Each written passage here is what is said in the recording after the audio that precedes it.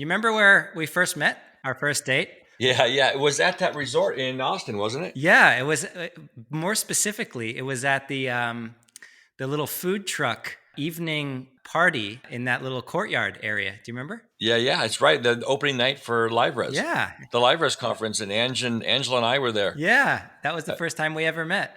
that's the funny. I know we had known, or I'd known you through the whole VRMB, but that's I forgot that was the very first time. People kept coming up to us. They really liked the fact that we were both named Matt, but you were really tall and I was really short. Yeah, is that still the case? Yes, it is. All right, let's go and do an interview here. Hey, Unlock listeners. This episode's brought to you by Point Central, the leader in business-grade smart property solutions designed for rental properties. Point Central's technology helps you increase property safety, reduce operational costs, and improve guest satisfaction. Head over to pointcentral.com/VRMB to learn more. And Rental Guardian. With over 1 million property owners, thousands of property managers, hundreds of software partners and counting, Rental Guardian is arguably the most complete and trusted travel and damage protection platform in the industry. You can learn more at rentalguardian.com. And Breezeway. Breezeway's operations platform makes it easy to ensure quality, safety, and cleanliness across your properties so you can deliver an amazing guest experience every time. Head over to breezeway.io to learn more.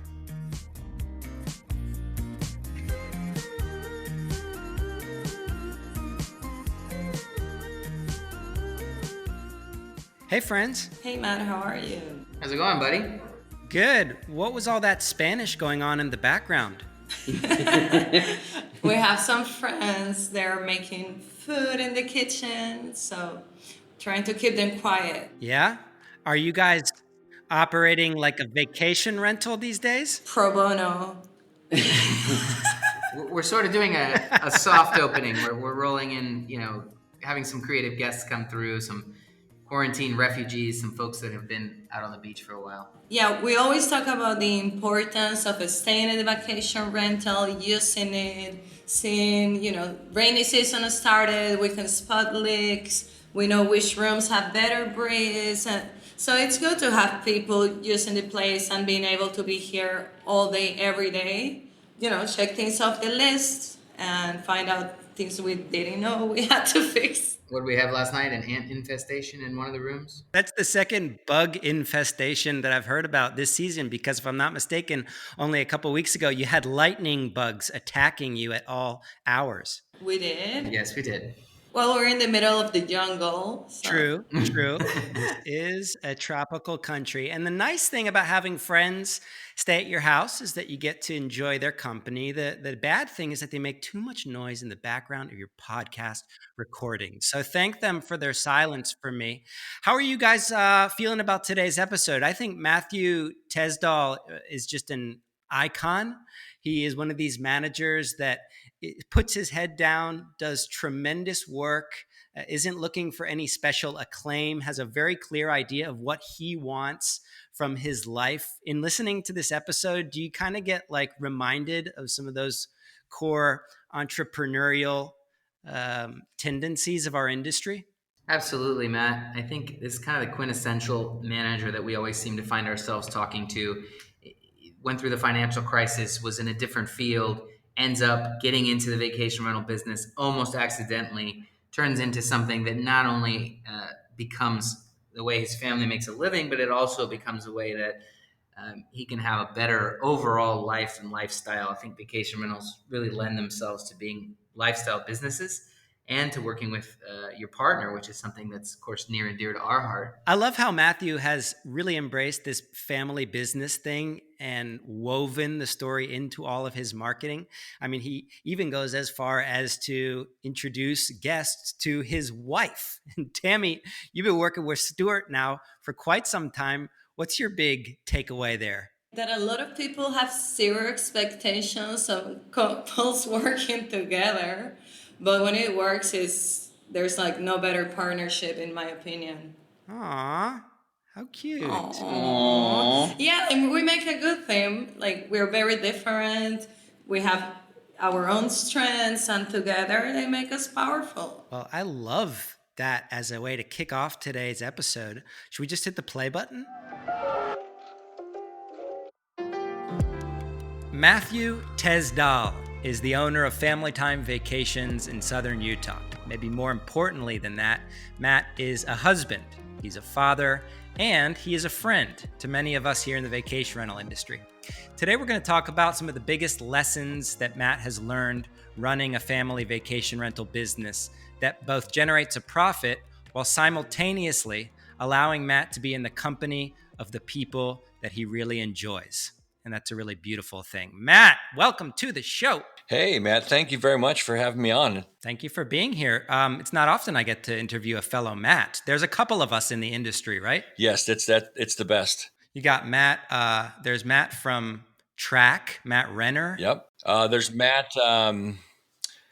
Used to work for HomeAway. Matt on the government side in Austin. Oh, Matt Curtis, right? Matt Curtis, Matt Hoffman. Yeah, Matt Curtis, another great guy.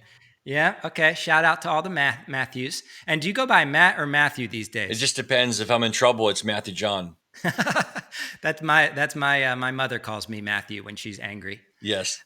Okay. So let's just call each other Matthew for the sake of our mothers, our parents. And this is not a normal kind of interview. Of course, this is a post-pandemic world that we are now living in. What are your normal daily routines like these days? Working remote as I have for 8 years or more now. My morning routine is getting up, getting the kids out to school. Typically, this is of course, before this, and then going into work mode. Coming into the office here and sitting in and doing emails. And a lot of times I'll do that even before I get into the office on my phone, just kind of get some of the routine emails out of the way. But come in, get some coffee made, and just start going at the day. How many cups of coffee are you drinking every day? I'm a single shot kind of guy. And so I'll typically do, 3 shots in the morning. They're not espresso. I prefer light roast coffee. Okay. So they're just like small Americanos, basically. Okay. But it depends on the day. I got to tell you, during the height of the pandemic, it might have been 4 or 5 those days. And for me, when I go to vacation rental conferences, I tend to just drink coffee without even really realizing that I'm consuming it. Next thing you know, I've had like 10 cups and I'm running around like a maniac. This office of yours, this is in your house, or is this a separate office of the business? Well, no, for me, it's in my house because I live up in the Portland, Oregon area. And our two markets are one's in southern Utah, in Zion National Park, Bryce Canyon area, and the other is in Central Oregon, closer to Bend, Sisters Camp Sherman area. And so, how many people are working in these two destinations? We have just about 25 full-time employees between the two. Whoa! Is it split evenly between both destinations? No, we have about 18 in southern Utah and 5 to 6 in Central Oregon. And you and your wife, as the owners, are actually sort of managing from outside of Portland. Yeah. And that's, it's always been, my goal always was to be able to be around my family and be with my kids, full time, and coach basketball and coach golf and different things that we do. And my wife's so involved in school and helping them. And we have 5 kids. So, and they all go to the school here. Well, one's a college student now, but yeah, that was always most important for us. So we feel so blessed that we are in something, a business that allows us to have that kind of lifestyle, but yet have all the employees that are so dedicated and that run our particular areas for us. And so let's talk about the business real quickly. How many properties are in both of those destinations? Across the board, we're scratching at 170. So that's incredible. I don't think I knew actually that you were not physically in the destination. So does that mean that there are point people on the ground in these places that are managing teams, or is it kind of like one big group and everybody comes back to you guys? No, I mean, our corporate structure is we have general managers, property managers in each location. So a person in each location. So Central Oregon has our property manager, and then Southern Utah has our property manager, and then depending on the size of the area, it goes into a housekeeping manager. Of course, tons of housekeepers and maintenance for both areas. So they really are responsible for their day-to-day operations and their budgets. I sit at a different level. I pretty much communicate with them on a daily basis through text, phone calls, emails, that kind of stuff, making sure that handling anything with them. They have a lot of leeway Mhm. with the company. They understand their budgets real well, and they make their own local decisions. Mhm. I've always believed that as you maintain a certain size, there's economy of scales. You can use those resources across markets to help you and to help grow, but you have to have that local support. You have to have the feet on the ground that live there, that can make those local decisions and intertwine with the local authorities and the local guests and the local homeowners, and just bring that personal touch. Mhm. I visit each of the locations quite a bit. I've been to Central Oregon twice in the last 2 weeks. I'm still, very involved. I sometimes will take the pictures. I sometimes will meet the homeowners, and even guests from time to time.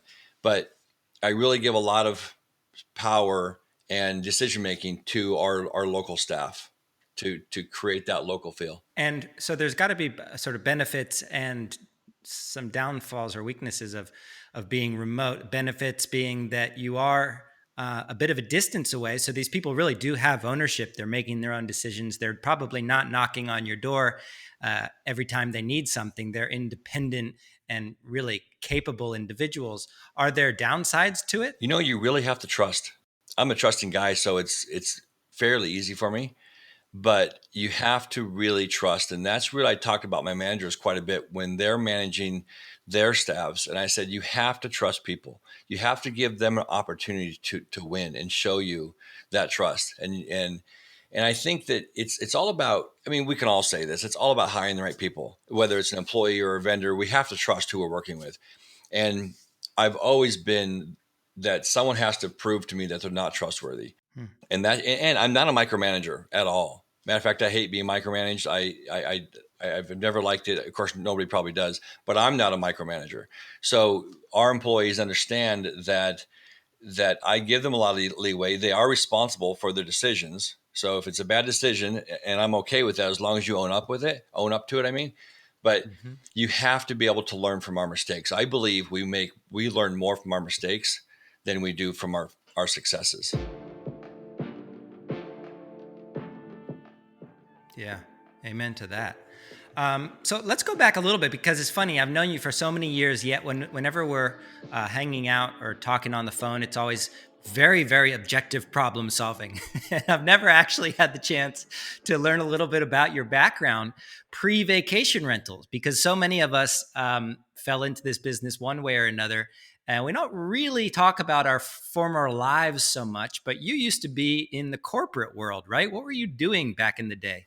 Back in the day when I first graduated college, for about the first 10, 15 years, I worked in telecommunications. I was either some level of sales, national account sales, or mid-level sales for MCI, the AT&Ts of the world. And I did that for quite a few years, had a lot of success. I learned so much in the corporate side. I would never, ever change it for anything. I've even tell my kids that as you're going through school, and most of them are, going to some kind of entrepreneurial field. But I do believe it's always a big benefit for them to go into a large corporation. The training is just fantastic. And that was what it was for me. Mm-hmm. I learned so much back in those days. And then as that kind of wind down, as that came to an end, then I got to become self-employed. It wasn't really something that I planned on doing. But through circumstances like you said, we all end up somewhere usually for a reason. I got into the finance business and became a mortgage banker in the 2000s, and then that led me into this business with the financial crisis through another crazy set of experiences, which I don't know if you want me to go into, but yeah, that's kind of how it. Wait, so this is basically two crises that have ejected you from one industry into the next? Well, yeah. So how you and I've talked.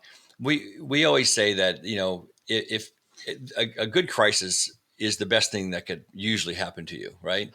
It's not always really great in the beginning, but it usually ends up really well if you pay attention to it. Mm-hmm. A good crisis. I like the way you say that. A good old crisis is always a good Good thing. old crisis. Well, I've had 3 of them in my lifetime, right? And I go, if you aren't fortunate enough to have a crisis, at least try to manufacture one, Yes. right? Manufactured crisis. For those who haven't had it before, consider it. Well, this is also kind of like everybody's had one now. So I think we're all going through it. Yeah. What does it teach you? For me, it gives you a chance to step back, and it gives you a chance to evaluate everything you're doing. I'm talking business, personal, relationships, everything. Just look at all of it. Because usually things slow down to the point that it's so painful, and that you can bring that microscope out and then you can look at it and say, okay, what am I doing? What am I doing?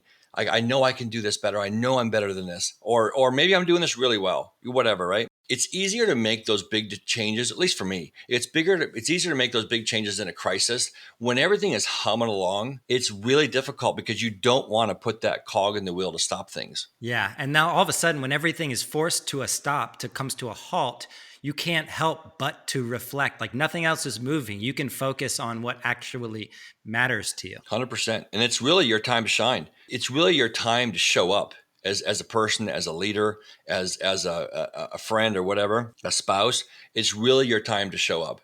And if you can do that, and there's a lot of forgiveness in that crisis time, I find, from people. So even if I've screwed up in areas, I can go back to those people, and it's slow enough they'll forgive, usually, if you're honest, and you can move forward. Yeah. That's business and personal. Like a time to reconcile with other people and with yourself. I think in a lot of cases, certainly my life right now, it's been a chance to be honest with myself about some things that I was either hiding or trying to avoid. It's like, okay, now is this chance to reset. We're going to move forward. It's you. You're in charge of this ship. Take control. You used the word independence earlier, but it really is a bit of you're thrust into the protagonist role, and you got to begin writing. So, did this eventually lead into family time vacation rentals? How did that begin? That this is a fascinating story. Of course, it's for me because I lived it. My wife, we both lived it. So we had. Well, hopefully, it'll be fascinating for the listeners. Otherwise, we'll just cut it out. Okay. So back in 2003, 2004, we bought our first cabin. Well, our only cabin that we bought. It was a family home. And things, of course, in those times were going great. So we didn't, we were just enjoying it on the weekends and whatnot. It was about 3 hours from our home in Vegas, up in the southern Utah mountains. And then when 2007 hit and the financial crisis was starting to hit me from the financial end, from being in the financial banking, mortgage banking, I needed to rent it out. And so I came to my wife and I said, hey, I've heard of this website called VRBO. And I think we can rent this thing out. She goes, you're not renting my cabin out. I said, sweetie, I go, I don't know how to tell you this. We're either renting it or we're losing it. And she's like, I'm not for this. I go, honey, I'll tell you what. I didn't mean to lie, but it ended up being a lie.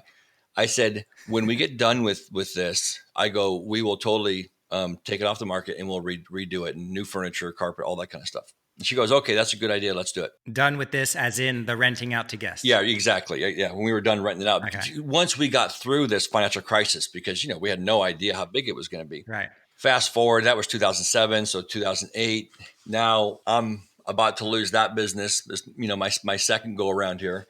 And it was super, super stressful. A couple of really young kids we had, and, we were losing everything, rental homes, our personal home. The only thing we didn't want to lose was the cabin. It was odd. We didn't want to lose the cabin. We didn't care about our personal home, which we had been in for almost 10 years, that we loved. Why? What was it about the cabin that you were so protective of? Well, it's just peace for us. It was just nature and peace and quiet. And it was everything. I grew up in the Midwest, and I grew up running around in the streams, playing in the water and just hiking and that kind of stuff, and fishing as a kid with my friends. And I wanted my kids to have the same experience. And living in Vegas for, almost 20 years at that point. And I loved it, but I called that the cement playground. And there was so much white noise. I wanted to get my kids and my family out of that white noise and just get back to what we felt was important for us, which was family. This gave us that opportunity, and we spent so much time up there because it was and my wife loved it. It was just a peaceful area, which is where all of our cabins are now. So it's still there, but we the story of how it really happened was it was Christmas 2007, and we check into our cabin, and we really didn't know how to manage water and cold and all that kind of stuff. All of our septic froze up, and so what happened was when the septic froze up, we had a guest coming in from San Diego over New Year's, and I reached out to him and said, "Hey, we can't host you because you can't come here because there's no septic." And they go, "You don't know how much money we've spent planning for this trip. We've spent, thousands of dollars. We rented your place out. You have to do this. We have nowhere else to go. And if you don't do this, we're gonna sue you." So it kind of made me laugh because there really wasn't anything to sue. But nonetheless, I was nervous about it. I reached out to an old mortgage client that had a cabin over in the ski lifts, about 20 minutes, 30 minutes from where we were. And I called them and I said, "Hey, I don't know if you remember me, but I have an opportunity here and I started going into, I have this renter who wants to come in. I can't help him." And she goes, "I've been thinking about doing this." She goes, "But I'm a realtor. I just don't have any time to do it." She goes, "If you want to come over and set my cabin up and totally do it." I go, "Well, I'll let you do it." I go, "Audrey, I have $1,400 from this rental," which I'd probably already spent, right? Because I didn't have any money. A pending lawsuit. But pending lawsuit, right? So I looked at my wife and I say, "Honey," I go, "You want to go do that?" She goes, "Yeah, what the heck? Let's do it." So we go over there with my mom and we set this cabin up like in a couple hours. How did you get your mom to come? Oh, my mom, she's my cohort, man. She gets into all the trouble with me. My mom's been, I'm 7 out of 8 kids. So she's always involved. All my shenanigans, all the stuff I do. I mean, even in this business right now, in our family time vacation rentals business, she is integral. She does all my bookkeeping and takes care of owner pays and bills and stuff. She's fantastic. So you bring mom over there with your wife. You go set the cabin up. You host that guest. You don't get sued. Nope, I'm no. guessing. And I give the money to it. And so we're sitting down at an Applebee's in Cedar City, Utah, after this, and we just felt like we really accomplished something because we got this guest move, and we're going back home to Vegas. And we had 2007, the fall was really a pivotal point for us where we were having to decide if we were going to stay in the current business we were in or if we were going to do something different. But I really didn't know what to do. I actually started to interview for corporations again, which was so painful. I just didn't feel like that was a role for me that I needed to do or I was supposed to do. But I had to take care of my family. I was just looking at options. Right. My wife and I had prayed. We said, I really feel that there's something that's going to come about by the end of 2007. And it was just weird. I just felt it. And Angela felt the same way. And so we're sitting there between Christmas and New Year's of 2007. And we're at Applebee's having lunch. And my wife looks at me and she goes, "This is our business." And I go, "What are you talking about?" And she goes, "This is our business." I go, "Sweetie pie, I don't know. Restaurant? What are you talking about? What's the business?" Applebee's? I go, "We definitely can't afford that." And she goes, "No, Matt, we are going to manage other people's homes and rent them out." I'm like, "That is a great idea. Why didn't I think of that?" That is a brilliant way. That's how you got into vacation rentals, at Applebee's. At Applebee's. And I sat there and of course, me, I get my phone out and I start calling other people that I'd done loans for, in the area in Utah. And we picked up 3 more properties in that booth.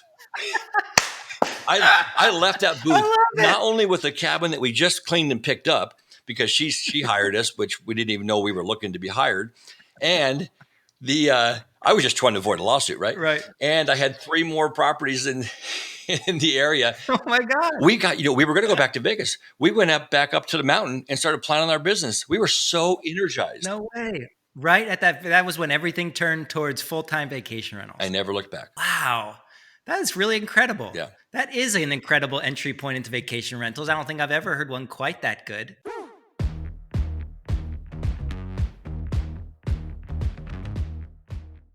So many managers get started accidentally, and that accidental nature is actually one of the most beautiful aspects of our industry. But Stuart, you know what's not beautiful when it has an accident? What? Your revenue, or your guests, or the properties that you manage. And for that, we have Rental Guardian. I don't know why I gave that a strange foreign accent. They deliver best-in-class travel protection, damage protection, and liability protection for over 600 managers throughout the world. That is a whole lot of bad accidents removed In addition, Rental Guardian recently launched Master Cancel, which basically lets you offer flexible terms and conditions to your guests while simultaneously protecting the hard-earned revenue that you and your owners have earned. I like to think that Rental Guardian takes care of all the bad accidents for us so we can focus on the good accidents, although I don't think they'd put that on their website. You can head over to rentalguardian.com to learn more and find out for yourself. You need a Rental Guardian.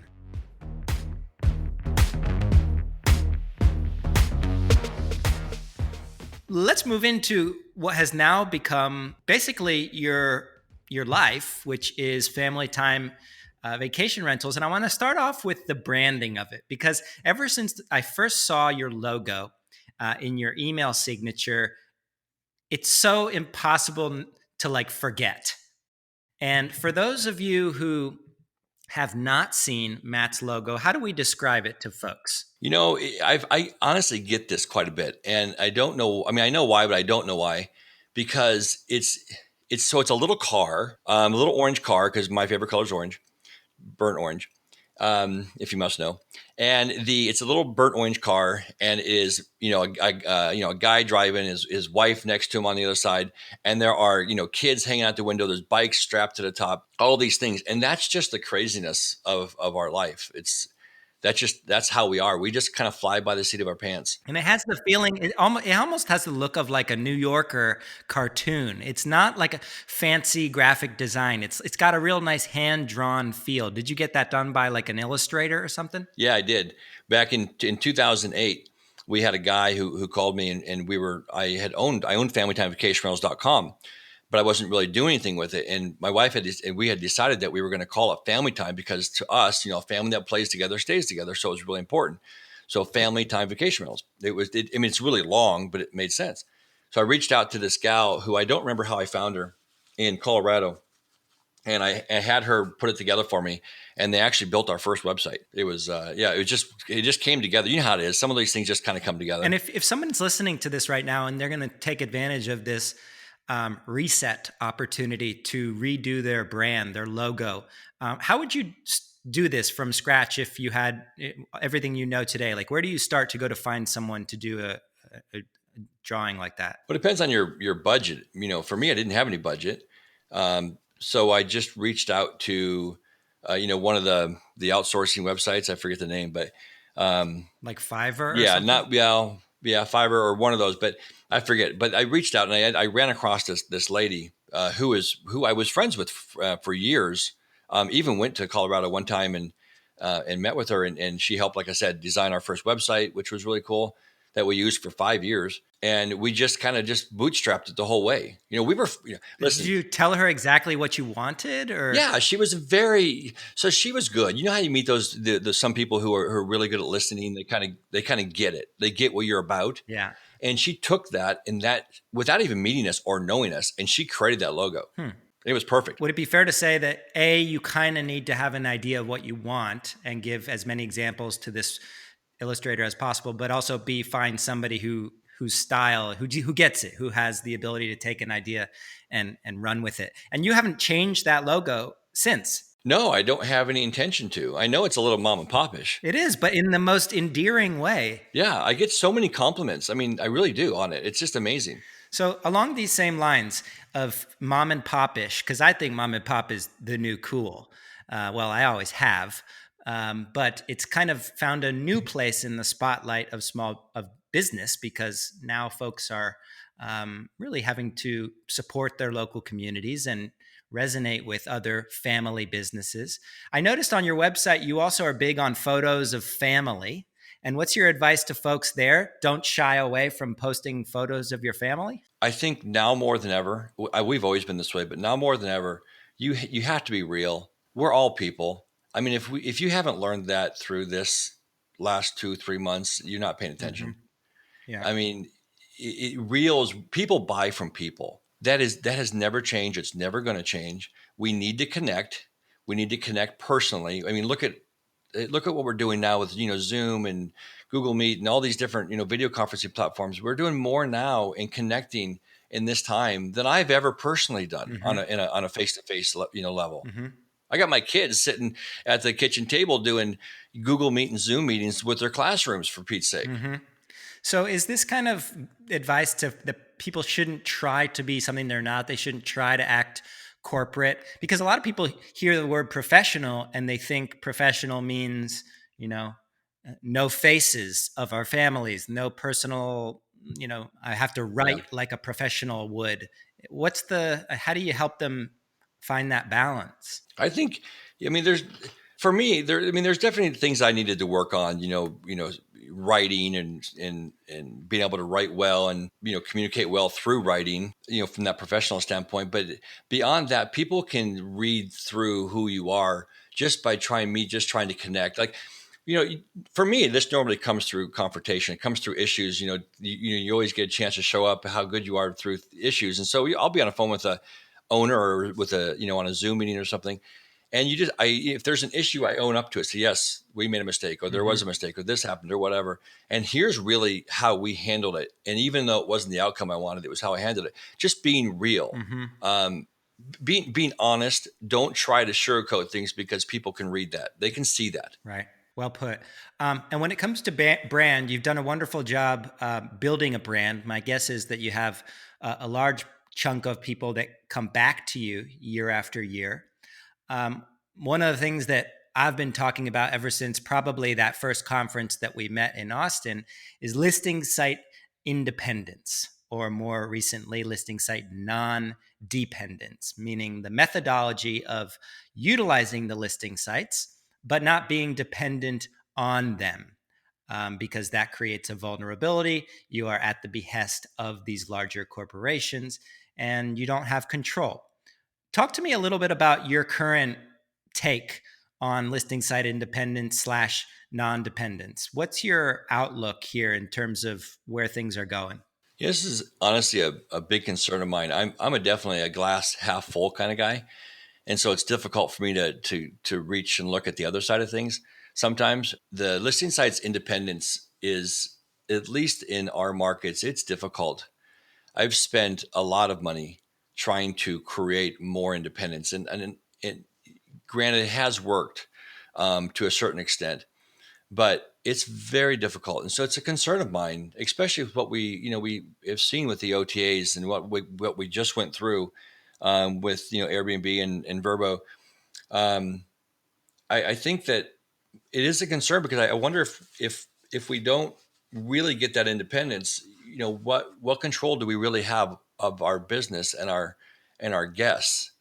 And what specifically is the concern for you? Is it that generating your own independent direct lead is too expensive? It's not cost. It's just not manageable, or is it that using these listing sites is too easy and too good? I think it's all of those, Matt. I do. I think it's a cost factor. It's difficult over the long haul to outbid the OTAs for keyword searches. The the OTAs get a lot of press, and people know about them, and they're very comfortable using them. Even with some of them really siding with guests most of the time, which makes it very advantageous for a guest to use those sites. And so what it does for us is it makes us look internally and say, okay, how can we own this more? So what really is our risk by changing our cancellation policy? Really, what at the end of the day, what does it really do for us if we lax that a little bit, especially during this time? And that's really what I'm talking about, crisis mode. It makes you look at things that you wouldn't have done before. When things are going like gangbusters, we're like, no, this is our cancellation policy. This is what it is. Well, now and not too long ago here, we're looking at it and say, okay, what do we need to do to win those guests every single time coming to us directly? And what kind of stuff are you doing to win those guests who do come to you through the OTAs for them to then come on their second stay directly? I think there's two things here. One is working with guests when there's an issue, not necessarily an issue with your property, but more of an issue with them, just being relaxed about and being understanding of their problems. Some people may be in the military or be a first responder or in the medical field, and they need some super relaxed kind of cancellations because things come up. So it's really going out there and serving them and being super flexible. I mean, I'm talking sometimes letting them cancel a day or two before they come, or at least letting them move a day or two before they come. Uh, and that's really what I think is important. So it's that, and then so it's serving them, and then so now they know you, they trust you, they like you. So remember, people buy from people, and then the thing that I think we have as a local management company, and this is, I don't say me, I say us as an industry, because we are generally cottage type mom and pop industry, right? Yep. So we're going to be at the locations. You have the greatest opportunity to really be personable with that guest, where the OTAs, they're just not. Hmm. They can't be, Hmm. right? And what would be some ways in which you're doing that now post COVID with fewer one-on-one interactions? Well, I mean, yes. So you're not maybe checking them in anymore, but you're still creating that relationship through, phone calls, text. Hmm. If you got to jump on I mean, I've had staff, my reservation manager, who will, get on her phone and do FaceTime Hmm. with a guest if they're, maybe they're having an issue with something, or they're coming up the mountain, and they call on FaceTime. Just being personable. Right. You can't get that from a big corporation. No one's going to jump on a FaceTime call from Airbnb or Robo, right? Right. I mean, so it's just being there, that last mile to the guest, so they understand you are the ones that's managing this property, Yeah. regardless of how they found you. We own it. It's us. And do you have an idea approximately how much, what your ratio of OTA bookings to direct bookings, whether they're through your website or repeats or referrals? Do you have an idea of what that ratio is? Yeah. So in our Utah market, we have the most OTA traffic there. It's about 70-30, 70 OTA, about 30 direct. Mm-hmm. The In the Central Oregon market, it's the Northwest is much more. They aren't as OTA dependent, and it's definitely more than 50% book direct through us, Mm-hmm. and so much lower on the OTA side. It's still there, and it has grown over the years. Yeah, so that was going to be my next question, because this is also a really good exercise for anyone who's listening and doesn't know these numbers by heart like Matt does. To go ahead and calculate. Most softwares can do this for you pretty easily with a click of a button. But to calculate what that ratio of OTA bookings to direct bookings is this past year, and then backdate as many years as you can go back. And if you can show that that ratio of direct bookings is increasing year upon year, even if it's a small amount, you're making your way towards the non-dependence territory, being less dependent on these OTAs. So in the 70-30 instance, Matt, have you seen that 30% going up over the years, or is it going down? No, it's definitely gone up. Mm-hmm. Yeah, our direct bookings back, directly have increased. It. I mean, I think back in the beginning, it used to be a 90-10. Wow. But we're talking tens of thousands of guests ago. Right. So you have that chance to come back in the national parks arena, like we are in Southern Utah. People don't necessarily come back year after year. They come back maybe every other year, because Yeah. they go to national parks in different stages. So Mm-hmm. that's part of the reason for that as well. Mm-hmm. Now, I'm not anti-OTA by any means. Right. I think that you have to have a mix, at least in some of our markets, you have to have that mix, but it gives you a chance to earn those customers, because there is a cost of acquisition for a customer. Yeah. Whether they're coming to you directly through Google, AdWords, or, pay-per-click or whatever, or whether they're coming to you from an OTA, there's always a cost. Yeah. And so that's what we manage that. There's a professor of hospitality marketing, a member of the inner circle. His name is Gabor, and he jumped into one of the threads that was about listing site non-dependence, and he said, actually, you don't want to be fully independent. You want a healthy flow of OTA bookings coming in and bringing new leads, because otherwise you're not taking full advantage of these tools. So finding that balance, I think, and at the very least, knowing approximately what those ratios are would be a good practice for the captain of the ship to know approximately what your non-dependence point of break point is. Yeah, I think that's smart. I want to move, Matt, into any big lessons that you've learned, because you've now been doing this for a really long time. You're going to be doing this for a lot longer. You've seemed to have gotten through this tricky last few months. What are the big lessons that you have learned that are kind of giving you some focus and direction moving forward, that folks who maybe are just getting started in the business may want to heed? I've been fortunate over the years to be involved in different mastermind groups and different different affiliations and boards, getting around people like you. And it's great to share the ideas. I think the biggest thing for me is to stay connected to people in the industry, people you respect, people that, maybe you're nervous to talk to because you feel they're above you or ahead of you or some way. You learn so much. People typically want to help. So I've really learned that. And that has been renewed through this time. Being self-employed and being an entrepreneur, sometimes you can become an island, or a lot of times you are an island. You feel you are anyway, at least I do. And it's nice to reach out and be able to connect with those people.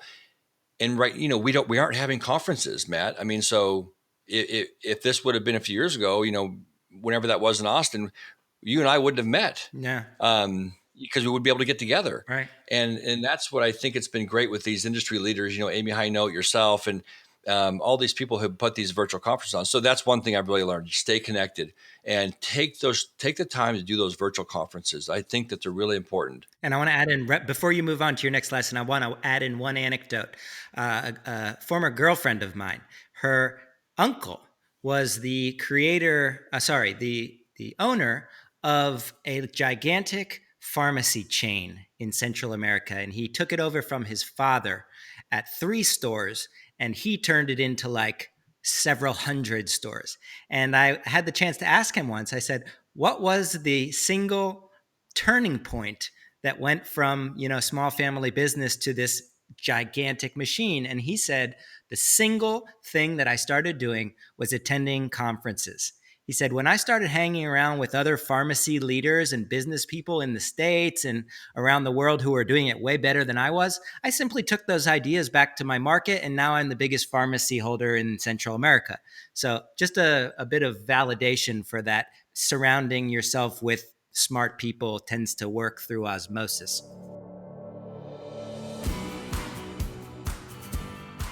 One more shout out, because technology, it is your amigo. Point Central reduces hassle and improves income through smart property automation. This is the quintessential vacation rental technology of the future. Connected door locks means you're not handing over keys, much less replacing them in the middle of the night. You get notifications when cleaning teams and maintenance men and women go in and out of your properties. You can control utility bills by scheduling set points so your guests won't be able to drastically raise or lower the temperature like Stuart often does, much less when the property is vacant. People like Stuart, they'll leave the temperature on blast, they'll waste electricity. Not everyone has a lizard-like fascination with heat, Matt. Okay, I was just using you as an example. Prevent costly maintenance projects through real-time alerts, water leak detectors, humidity limits, HVAC analytics, which gives you a heads up if your HVAC is on the fritz. Visit pointcentral.com/VRMB to learn more. This is smart property automation. That means you don't have to deal with dumb people like Stuart. I love tips that once you flip them on, they almost automatically improve your results. You know what's another good example of that, Stewie? Breezeway. How did you know? Maybe it's because we just spent the last 20 minutes trying to record this thing. Breezeway's property care and operations platform solves the challenge of ensuring clean properties in the wake of COVID-19. You may be thinking to yourself, is it a Roomba? Is it a robot that goes through and cleans vacation rental properties? Of course it's not.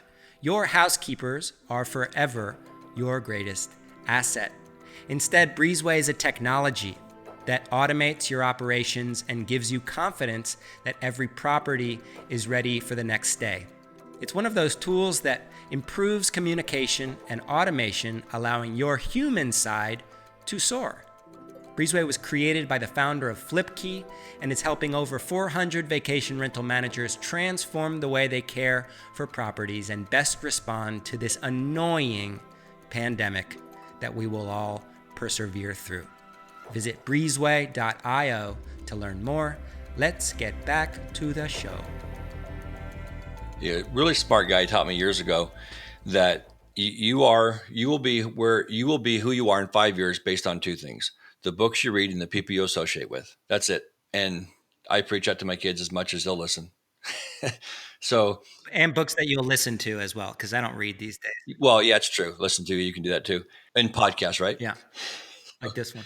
The second thing that for me this time around was really to dig in the weeds and look at some possible opportunities that I wouldn't have looked at before because we would have been too busy, and to strengthen the business. Maybe, for us it was maybe look at partnering with local real estate companies that do long-term rentals, because we've never focused on long-term.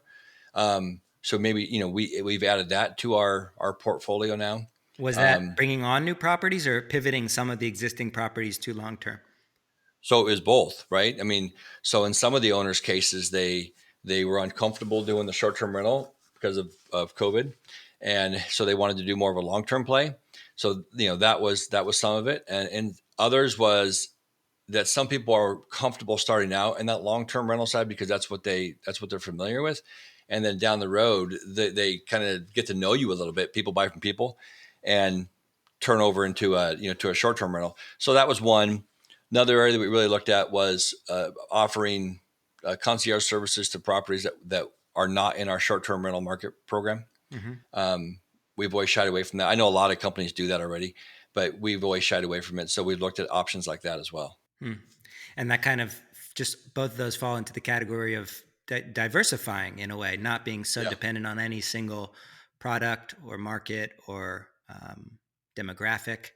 I like that. What about, I want to talk about one last thing, and that is the situation in a lot of destinations right now with regards to authorities and their reach. A lot of, this has been going on for years. This is one of those things that we've been talking about as a very real threat. And in the best words, Phil Minardi explained it best. He said, a great law in one destination could change overnight to a terrible one, and a terrible law in any given destination could become a good one overnight, which is why we have to basically always pursue better advocacy and a unified voice in the face of this overreach. What's your take on the situation right now, post-pandemic, in either your destination or other ones that you're coming across?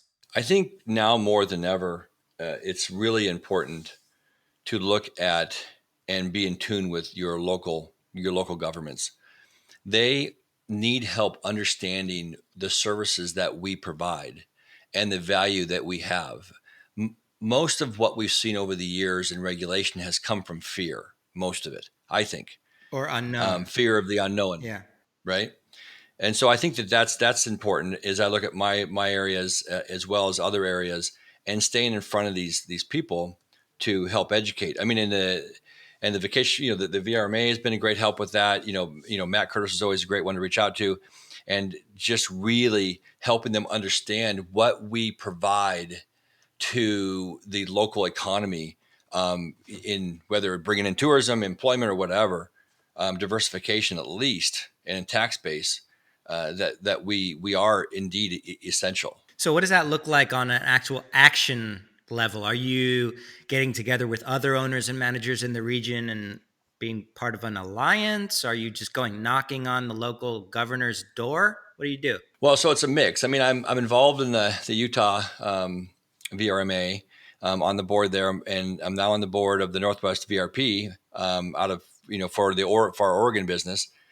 So you're getting involved at that level. But even in our small mountain town in southern Utah, the ski town, getting involved and getting to really know the mayor there and being a resource for the mayor. So when he was looking at closing the city down, he reached out to me. Wow. and said, "Hey, Matt, what do you think? What do you want to do here?" Or no, he didn't ask me what I wanted to do. Right, what do you want to do? I mean, yeah, we weren't that good of friends, right? But he said, "What do you think?" And I go, "Okay, Clayton, here's what we're doing. We're CDC guidelines on cleaning. We do this. They want to shut the whole town down for about a month and a half. And so we got that back down from shutting the whole town down just to closing down the condos for a little bit. And we kept all of our single family residences, our cabins up. Wow.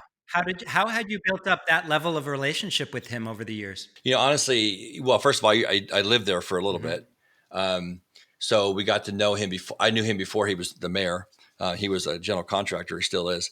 And so you build those relationships. And so that's the other thing that I learned a long time ago, is never to burn a bridge. Even if there's a disagreement somewhere along the line, which of course you're always going to have, don't burn that bridge. Find some way to work it out, because down the road, Hmm. it could come back to bite you. And this is one that if I would have, burnt that bridge years ago over whatever, I can't even remember what, but some things, I wouldn't have got that phone call. No, and I served on there was a committee there in that town a couple of years ago when they were looking at regulation for short term. I served on the committee on that. Even though I'm 2 states away, I'm still very involved in my markets. Right. I'm just not there personally. Which I think is also, yeah, just because you're not physically there doesn't mean you can't be really invested and connected and supportive. And it sounds like in this particular instance, they really respect you and they respect your opinion on how to do things properly. And if you present a package plan, like a clear idea of what should happen, as opposed to just shouting, "We deserve the right to stay open," that's a much different message, right? It is, and sometimes, sometimes it's not always this really laid out plan with PowerPoints and PDFs and everything, right? Sometimes it's a phone call, Hmm. and it's just a phone call or a text said, "Hey, can we chat?" And then they call back, and then you just have a person to person conversation from one person to another. That typically will diffuse a lot of issues. I mean, even when we've had issues with guests over the years, sometimes even now I'll pick up the phone and I don't deal with reservations much anymore. I'll pick up the phone and say, "Hey, this is the owner of the company. I hear you had a problem. How can we work this out?" And it almost always gets diffused. Yeah, well put. Um, this is kind of a general theme that people listening should realize. It's not going to be anybody else who's solving your local problems other than yourself. And if you're not really stepping forward and proactively trying to be part of a solution, and that means sometimes getting proximate to individuals that you don't know, that you're intimidated by, that you don't like. That means sometimes coming up with ideas or plans or suggestions that never existed previously. If you don't do these things now, we face a very tricky future, especially like Matt said, for an industry that has trouble explaining ourselves, what we're doing. Matt, in all of this has been a really wonderful conversation, by the way. In all of your learnings, several crises, multiple career jumps, and one Applebee's business plan. What do you kind of apply to this current pandemic uncertainty? Like, how do you what do you tell yourself looking forward for the future of vacation rentals? So when I'm laying there at night trying to go to sleep, and I'm reflecting back on the day or the days, depending on the day, of course, and how many cups of coffee I've had, I'll look back and say, you know what, it's going to be okay. This is definitely going to look different when on the other side. And I've said this, each of the three crises that I've been in, it's going to be different. But I have faith that on the other side, it's going to be better. There's a reason for why I'm going through what I'm going through, and as long as I feel like I'm doing everything I can do, right? If I'm not doing anything, if I'm just like putting my head under the rock or under the covers and trying to go to sleep and avoiding this, then it's a different outcome. But that's not what I'm personally doing. And so I feel like I'm doing everything I can. And if I feel I'm doing everything I can, even if it leads me in a totally different direction, which it has so many times in my life, and I don't feel that with this one, by the way. I don't feel like anything's going to change here. I think we're going to continue on down the road. I think there's going to be some changes, but I think that we're going to be fine on the other side. That's what I tell myself. And maybe I'm just kind of lulling myself to sleep with that. Maybe it's my half glass full pink rosy glasses that I wear all the time. But at 50 years old, it's working so far. It's also kind of like a distracting mechanism in a way. Like, you're not focusing on the things that are outside of your control. You're doing something and you're making some progress. You're moving in some direction. And that's, especially in times of crisis, that's so much better and more valuable than just sitting still. Yep. Yeah. Just show up Showing up. People do business with people, right? every time. Yeah. Well, Matt, this has been really, really cool. I had a number of questions that I never had the answers to, and now I do. I'm significantly smarter for it. Wanted to thank you for your consummate industry leadership and for, perhaps more importantly, being a friend over these years. I think ultimately that's That's what keeps our industry, at least me, moving forward. So thank you for that, and I hope you have a wonderful weekend. Thank you, Matt. And thanks for putting this together. I hope you enjoyed this discussion as much as I did having it. The episode was produced by Tammy Rowe and Stuart Hooper of Mango Fish Studios. Our intro song is The Moon of Pajang by Instant Party. And if you feel inspired, please consider sharing to social media with your big takeaway. We love takeaways. They make us feel great. Lastly, if you want to receive updates, you can do so at vrmb.com/mmm. And if you want to join our virtual community of vacation rental professionals, become a member of VRMB's Inner Circle today. Until next time.